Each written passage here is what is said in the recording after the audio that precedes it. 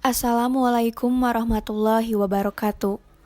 Perkenalkan, nama saya Gina Susilawati NPM 014. Di sini, saya akan mempresentasikan materi naskah Sangyang Siksa Kandang Karesian. Presentasi ini untuk memenuhi tugas mata kuliah Bahasa dan Kebudayaan Sunda Kuno yang diampu oleh Dr. Andes Bapak Ahmad Darsa M.Hum, Bapak Rahmat Sopian M.Hum, dan Bapak Aditya Pratama M.Hum. Selanjutnya, saya akan menyampaikan mengenai naskah Sunda kuno, yaitu naskah Sangyang Siksa Kandang Karesian.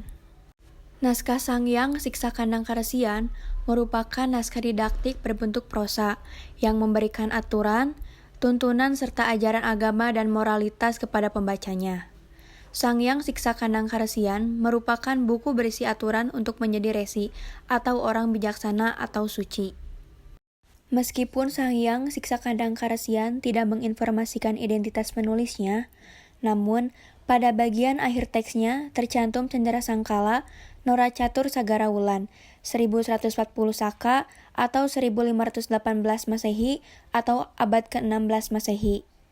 Naskah ini ditulis saat pemerintahan Sri Baduga Maharaja yang memerintah di Pakuan Pajajaran tahun 1482 hingga 1521 Masehi. Naskah yang tersimpan dalam kelopak 630 ditinjau dari isinya.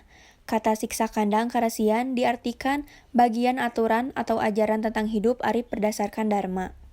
Berdasarkan dharma itulah, maka Sangyang Siksa Kandang Karesian menampilkan pandangan yang lain terhadap moksa dibandingkan dengan ajaran khusus keagamaan, seperti Sewaka Dharma.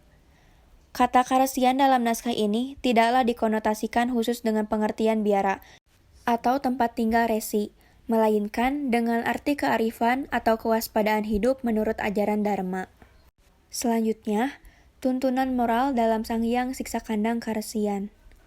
Yang pertama, membicarakan kesejahteraan hidup manusia di dunia dengan memahami dharmanya masing-masing. Yang kedua, jika tuntunan dharma terpenuhi dengan sempurna, maka terjadilah kreta atau kesejahteraan dunia. Yang ketiga, keberhasilan dalam dharma akan membuka kesempatan untuk moksa bagi siapapun juga, tapi harus menjadi resi terlebih dahulu. Naskah Sangyang Siksa Kandang Karesian dapat dianggap sejaman dengan prasasti tembaga yang ditemukan di Desa Kebantenan, Bekasi. Keduanya ditulis pada masa pemerintahan Sri Baduga Maharaja. Hal ini ditunjukkan Pleite, terutama dalam kaitannya dengan istilah pengurang dasa calagara. Istilah ini diantaranya termasuk ke dalam 4 jenis perpajakan pada masa itu, yakni dasa adalah denda, calagara adalah pasukan pekerja, upeti adalah persembahan, dan panggeres adalah penghasilan tambahan. Ada hubungan berkesinambungan antara naskah Sangyang Siksa Kandang Karesian dengan prasasti Kebantenan, sehingga naskah ini merupakan salah satu tonggak untuk menyelami situasi budaya Sunda pada masa silam, khususnya abad ke-16. Naskah ini memberikan gambaran tentang pedoman dan tuntunan moral umum untuk kehidupan bermasyarakat, termasuk berbagai ilmu pengetahuan yang harus dikuasai sebagai bekal kehidupan sehari-hari. Hal ini disebabkan pembicaraannya berpijak kepada kehidupan di dunia dalam hal bernegara. Selanjutnya, ada jenis atau ragam hias batik dalam Sangyang Siksa Kandang Karesian. Yang pertama, anyam cayut, 2. Boeh alus, 3. Boeh siang, 4. Cecempaan, 5. Bebernatan, 6. Ditiru paksi, 7. Ditiru singha, 8. Ditiru were, 9. Hujan riris, 10. Kalangkang ayakan, 11. Kampung Jayanti, 12. Kembang tarate, 13. Kembang muncang, 14. Mangin hirisi liganti, 15. Parigi nyingsoh, 16. Pasi-pasi, 17. Poleng rengganis, 18. Samelek, 19. Sisirangan, 20. Ganggang senggong, 21. Semat sahurun. Selanjutnya ada jenis balai atau balai. Yang pertama, balai bobot. Balai bobot adalah bangunan yang sangat hebat dan kuat. Yang kedua, balai bubut. Balai dengan bentuk ragam hias yang dihaluskan.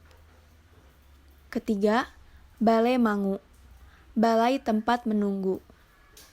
Keempat, balai nyasa, bangunan-bangunan samping. Kelima, balai tulis, balai yang digunakan keperluan administrasi atau kantor. Keenam, balai watangan, balai tempat mengadili atau pengadilan hukum. Ketujuh, balai desa, adalah kantor desa. Kedelapan, balai kota, balai kota. 9, bumi asri atau bumi cantik. 10, bumi bubut, dan lain-lain. Selanjutnya, ada pekerjaan atau keahlian dalam Sanghyang Siksakandang Karesian. Yang pertama, Danudara adalah pemanah. Yang kedua, Palika adalah penyelam. 3, Panerasan adalah penyadap nau atau nira.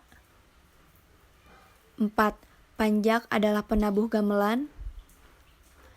5, Panewon adalah pejabat. 6, Panggerek adalah pemburu. 7, Hareup Catra adalah koki atau juru masak. 8, Pangeyeuk atau ahli batik. 9, Kebo Jengkeng adalah penggusur atau pembawa pedate. 10, Kumbang Gending adalah ahli kulit. 11, Hulu Jurit adalah panglima perang. 12, Hulu Kembang atau pertapa. 13, Penghulu atau pemimpin. 14, Legik atau tukang merambah dalam berburu. Dan terakhir 15, Penghulu Tandang atau penguasa atau raja. Yang selanjutnya ada kesenian masa silam dalam Sanghyang Siksakandang Karesian. Bacangah, sejenis wayang. Banyak catra, nama cerita pantun. Beluk adalah jenis kesenian atau nyanyian buhun yang berirama bebas dibawakan orang secara bergantian. Seni beluk termasuk langka, karena tidak semua orang bisa membawakan nada tinggi. Cerita yang dibawakan berupa legenda bungbung, salah satu jenis waditra tiup, terbuat dari seruar bambu berukuran kecil yang berfungsi sebagai alat tiup. Calintuh adalah ruas bambu yang dilubangi agar berbunyi bila tertiup angin. Lalu ada istilah alat-alat dalam Sanghyang Siksakandang Karesian. Yang pertama, badi. Badi adalah perkakas berupa pisau yang tangkainya bengkok. 2, balincong. Lampu minyak yang biasa digunakan pada pertunjukan wayang kulit. 3, kandaga. Kotak peti atau sejenis tempayan dari logam. Keempat, ada pamuk. Pamuk adalah sejenis senjata tajam. Kelima, patrem. Pisau kecil atau senjata perempuan. 6, kujang. Senjata orang Sunda zaman dahulu. Ketujuh, sawung galing. Alat upacara kebesaran berbentuk ayam jantan. 8, taji malela. Pisau yang terbuat dari baja. 9, tetek saleh. Sejenis tongkat alat upacara kebesaran dan seperangkat alat menyirih. 10, tipulung atau ikat kepala. Lalu ada istilah jenis masakan dalam Sanghyang Siksakandang Karesian. Yang pertama, nyupar nyapir. Kedua, nyayang kupedas. Ketiga, nyopong koneng. Selain itu, ada jenis kesenian dan kawih dalam Sanghyang Siksakandang Karesian. Cerita wayang oleh sebagian budayawan dan ahli seni belum begitu dikenal. Seperti yang pertama, Payung Agung. 2, Payung Balibar. 3, Payung Getas. 4, Payung Cawiri dan Payung Sarania. 5, Kawih Bongbong Kaso. 6, Babahanan. 7, Buah Tuha. 8, Lalanguan Panjang. 9, Penyaraman. 10, Pengpeledan. 11, Sasambatan. 12, Sisindiran. 13, Tangtung. 14 igel-igelan, dan 15 porod eri. Lalu, ada beberapa jenis permainan rakyat. Yang pertama, babakutrakan. Kedua, cetak nirus. Ketiga, ngadu liung. Keempat, ngadu nini. Kelima, ubang-ubangan. Beberapa permainan tersebut kini sudah tidak eksis karena tergeser oleh permainan modern. Kesimpulan dari semua materi yang sudah saya sampaikan, bahwa naskah Sangyang Siksa Kandang Karesian sebagai peninggalan karuhun orang Sunda yang keberadaannya saat ini sudah tidak dikenal lagi. Namun naskah yang satu ini memiliki banyak istilah kata yang berbeda dengan istilah kata zaman sekarang. Demikian materi yang dapat saya sampaikan. Mohon maaf jika ada kesalahan. Terima kasih. Assalamualaikum warahmatullahi wabarakatuh.